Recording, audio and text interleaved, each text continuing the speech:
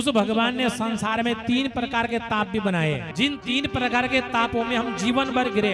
3 प्रकार के ताप कौन कौन से हैं? दैहिक, दैविक, भौतिक तापा। 3 प्रकार के ताप जीवन में हैं। देखो, दैहिक ताप किसे कहते हैं?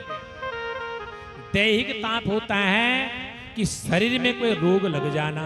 हर प्राणी अपने लिए घर बनाता है, सब पर घर बनाते हैं, अपने रहने के लिए बनाते हैं कि नहीं बनाते? मकान बनाते हैं। लेकिन महाराज किसी ने पूछा कि हर प्राणी अपने लिए घर बनाता है रहने के लिए, लेकिन महाराज रोगों को किसने घर बनाते हुए देखा है?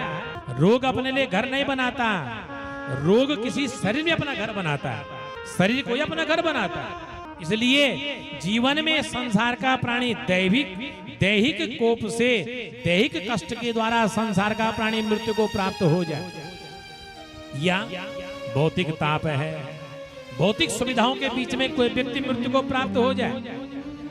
भौतिक सुविधा कितनी है?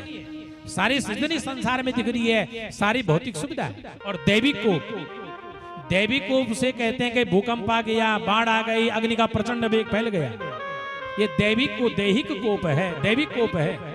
इन तीनों तापों से यदि संसार का प्राणी संतप्त हो जाए, मृत्यु को प्राप्त हो जाए, तो संसार का प्राणी यदि ऐसे भगवान की शरणागति प्राप्त कर ले जो भगवान स्वयं सच्चिदानंद है। अगर संसार के प्राणी ऐसे भगवान की शरणागति संजोरों यदि प्राप्त कर ले तो जीवन में संसार का प्राणी भी तर जाएगा।